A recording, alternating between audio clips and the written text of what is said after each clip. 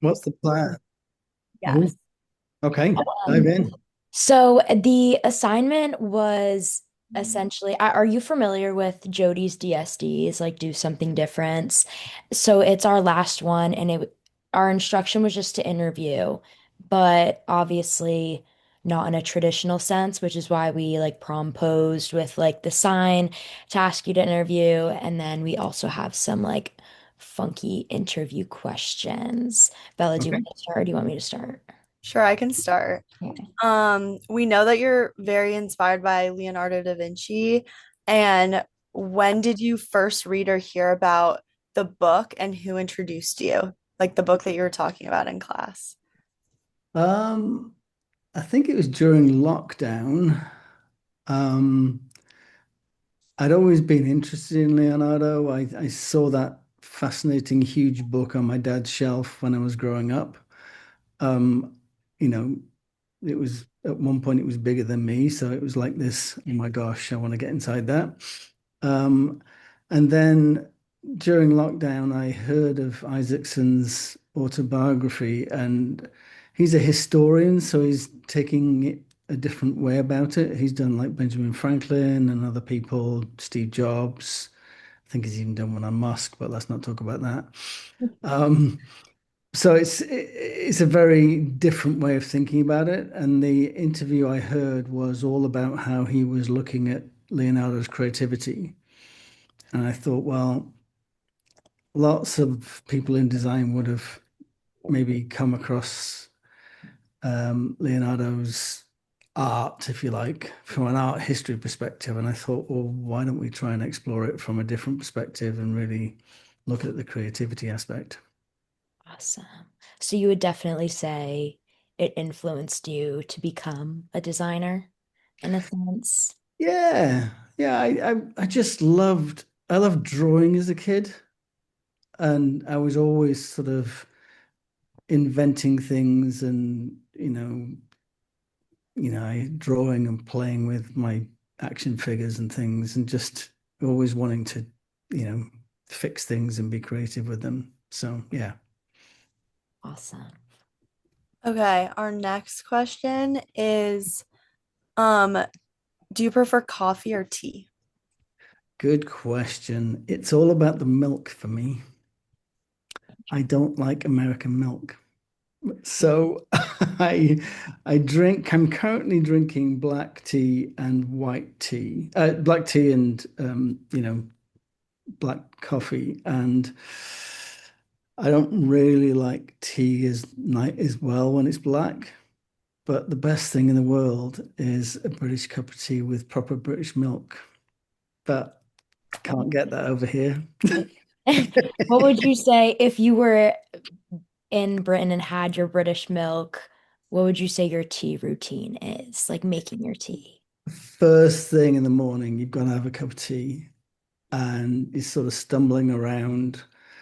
Um, and then when you just sit down and have a lovely cup of tea, there's a big debate in the UK whether it's milk in first or milk in last.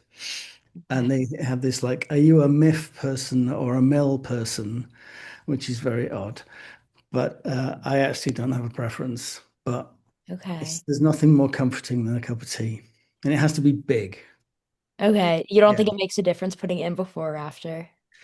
I personally don't, but then I'm not, like it's the same with people who think, about special wines. I can't taste the difference. I guess that's true.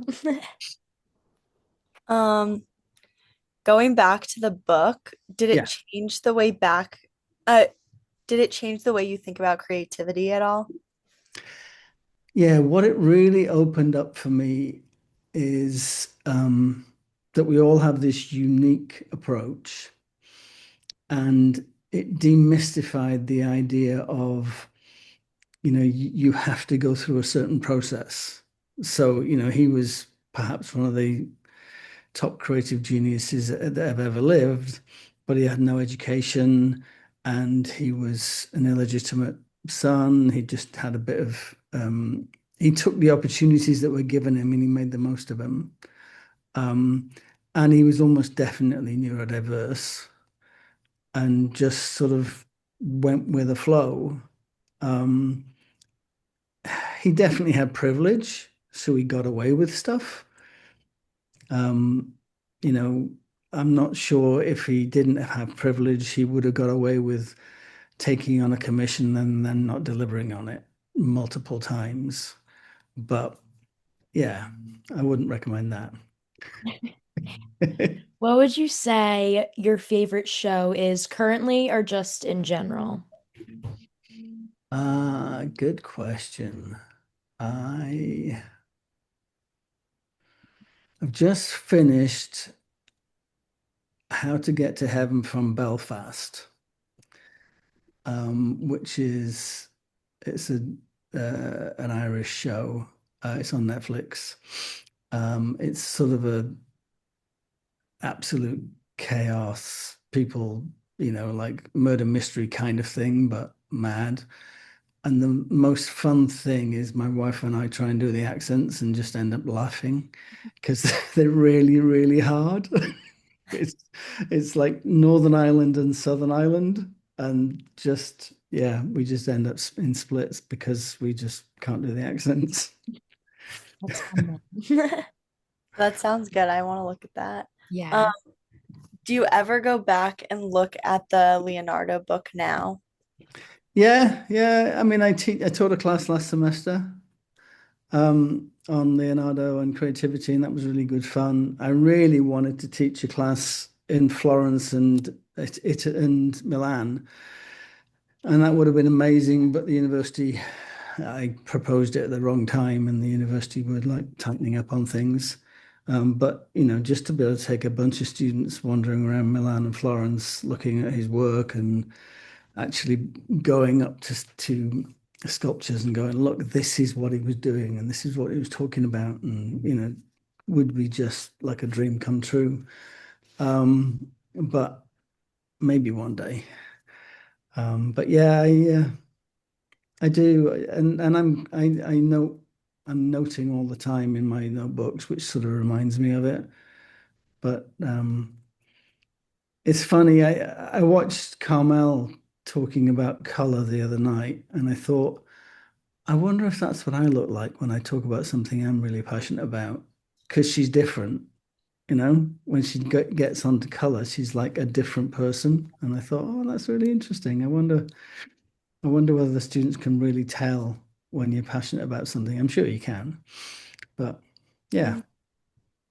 Mm. So did you recommend the book to your students who took the class, or do you recommend it in general to your students? Yeah, I think it's a great book. It's thick. It's like a inch and a half thick. And I think the challenge, I'm dyslexic. I discovered I was dyslexic when I was about 40, 38, 40, and it made a lot more sense of my childhood and my schooling because I kind of just thought I was stupid before that. Um, and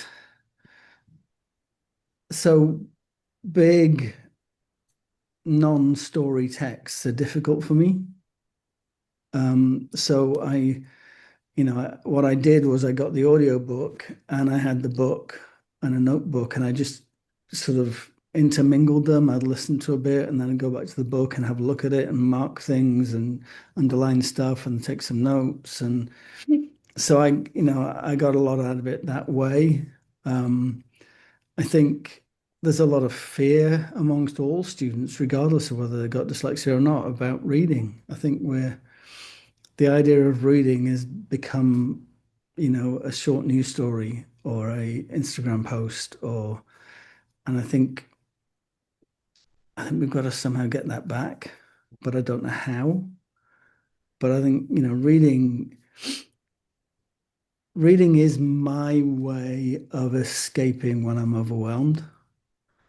So I've always got to have a story, often murder mysteries or crime novels or stuff like that, but not always.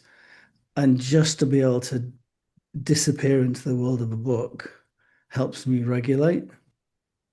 And it makes me sad to think other people don't have that because I think the social media world and all of the pressures that are going on are just constantly screaming at you to be thinner or more buff or or have certain things. It's just it's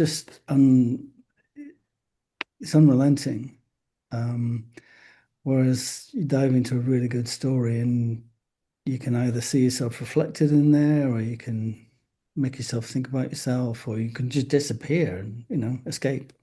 So films do that as well for me, but books have always been my escape. So yeah. Love that. Great. Oh yeah. Are you doing the last one? All right. You can do the last one, yeah. Okay. What is your favorite place you've traveled to? India, I think when we lived in India, it was amazing. We just um, we lived there for just over a year. It's okay. And just had just a great time, just experiencing stuff. We lived and worked there. I was working with students. We took a bunch of really cheap trips. So the kids saw a tiger and rode on elephants, and we camped in the jungle, and it was just amazing time. And just I when I travel, I like to try and get below the surface of a country.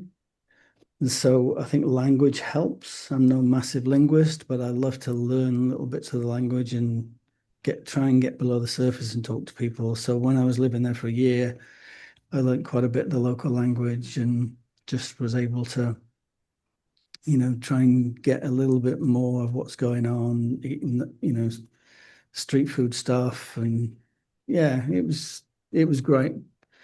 And we thought we'd go back tons of time ever since. We've only been back 3 times since, but maybe as things slow down, maybe I'll go back more.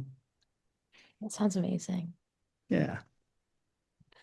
Okay, I think that's all we have for you today. Okay. Yeah, awesome. Thank you so much for your time. I hope you enjoy Great your pleasure. class. Yeah, thank you so much. This was perfect. No Yes. Great. problem. Awesome. Cool.